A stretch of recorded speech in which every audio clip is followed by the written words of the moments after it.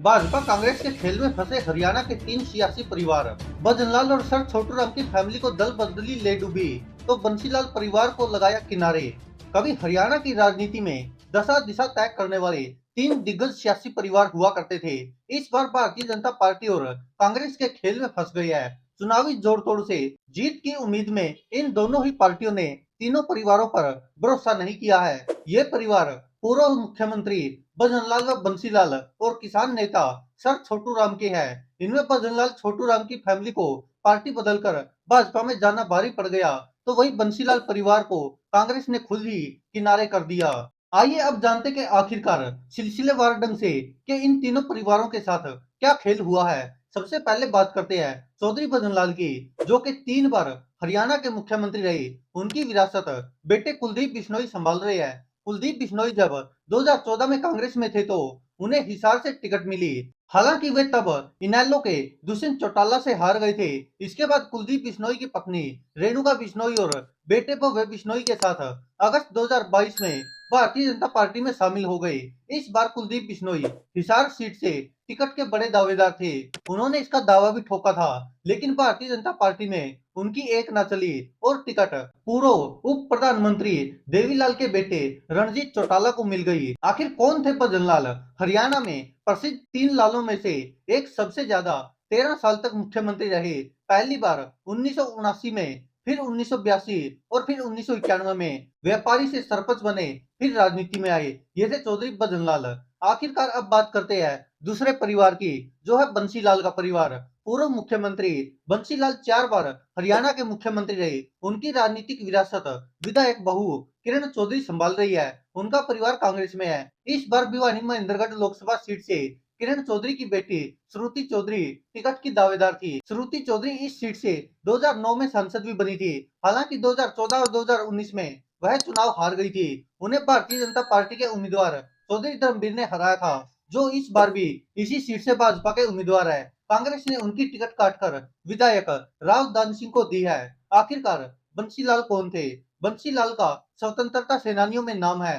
पूर्व प्रधानमंत्री इंदिरा गांधी और संजय गांधी के करीबी रहे। 1968, 1972, 1996 और 1996 में 4 बार मुख्यमंत्री बने। 1996 में कांग्रेस से अलग होकर हरियाणा विकास पार्टी बनाई। बेटे सुरेंद्र सिंह भी हरियाणा में कैबिनेट मंत्री और राज्यसभा सांसद रह चुके हैं। अब बात करते हैं छोटू राम परिवार की। सर छोटू राम के परिवार की राजनीतिक विरासत उनके नाती पूर्व केंद्रीय मंत्री चौधरी बीरेंद्र सिंह संभाल रहे हैं। चौधरी बीरेंद्र सिंह के बेटे ब्रिजेंद्र सिंह 2019 में हिसार में भारतीय जनता पार्टी की टिकट पर लोकसभा चुनाव जीते। ब्रिजेंद्र सिंह ने मार्च महीने में ही भाजपा छोड़ दी। इसके बाद वे कांग्रेस में शामिल हो गए। इसके बाद चौधरी बीरेंद्र सिंह के बेटे ने हिसार और सोनीपत सीट से दावा ठोका। उन्होंने हिसार को प्राथमिकता तक बताया था। हालांकि कांग्रेस ने उन्हें झटका देते हुए कहीं से भी टिकट नहीं दिया। आपको बता दें कि किसानों के मसीहा कहे जाते हैं सर छोटू राम 24 नवंबर 1881 को रोहतक के गढ़ी सांपला गांव में जन्म लिया। किसानों की समस्याओं के समाधान के लिए अंग्रेजों से भिड़ गए थे। सर छोटू राम के नाती है पूर्व केंद्रीय मंत्री चौधरी बीरेंद्र सिंह। अब आपको बताते कि टिकट कटने के बाद परिवार के वारिस क्या कर रहे हैं। सबसे पहले बात करते हैं भजनलाल परिवार के कुलदीप बिश्नोई। हिसार से टिकट कटने के बाद वह नाराज हो गए। इसके बाद उन्होंने भाजपा के प्रचार से दूरी भी बना रखी है। हालांकि पहले पूर्व मुख्यमंत्री मनोहर लाल खट्टर उन्हें मनाने गए, हालांकि कुलदीप बिश्नोई नहीं माने। इसके बाद हरियाणा के वर्तमान मुख्यमंत्री नायब सैनी भी उनके दिल्ली घर पहुंचे थे, जिसके बाद कुलदीप बिश्नोई ने कहा कि वे नाराज नहीं है और प्रचार करेंगे। हालांकि अभी भी प्रचार करने नहीं आए हैं। अब बात करते हैं सर छोटू राम परिवार के। चौधरी बीरेंद्र सिंह ने बेटे के टिकट कटने के बाद समर्थकों की मीटिंग बुलाई है। यह मीटिंग 28 अप्रैल को होगी। बेटे को टिकट न देने पर चौधरी बीरेंद्र सिंह ने कहा कि उनके बेटे की चुनाव लड़ने की इच्छा थी। पता नहीं कांग्रेस ने क्या सोचा। उन्होंने यह भी कहा कि अगर कोई बुलाएगा तो वह तभी किसी का प्रचार करने जाएंगे।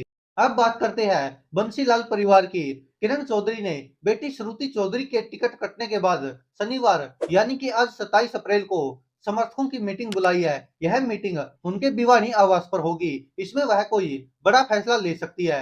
आइए अब जानते कि आखिरकार इन दिग्गज परिवारों को किनारे करने के पीछे सियासत क्या है।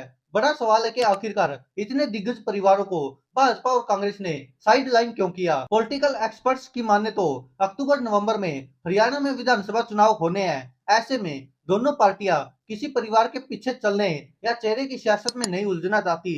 उनकी कोशिश है कि संगठन के जरिए ही सियासत की जाए ताकि पार्टी को किसी तरह का प्रेशर न झेलना पड़े। इसके अलावा अपने किसी भी फैसले के लिए बड़े राजनीतिक परिवारों के आगे झुकना न पड़े। वे इन परिवारों को स्पष्ट संदेश देना चाहते हैं कि राजनीति में परिवार नहीं बल्कि पार्टी बड़ी होती है, इसलिए वे इनके आगे घुटने टेकने जैसी स्थिति में नहीं जा रहे हैं। अब देखना होगा कि आखिरकार आगे यह सियासी परिवार क्या फैसला लेते हैं और राजनीतिक पार्टियों के साथ चलते हैं या फिर अपनी कोई अलग राह चुनते हैं। दोस्तों, आप क्या कहते हैं इस पर अपनी राय कमेंट बॉक्स में जरूर दीजिएगा। धन्यवाद दोस्तों, देखते रहिए सच की आवाज।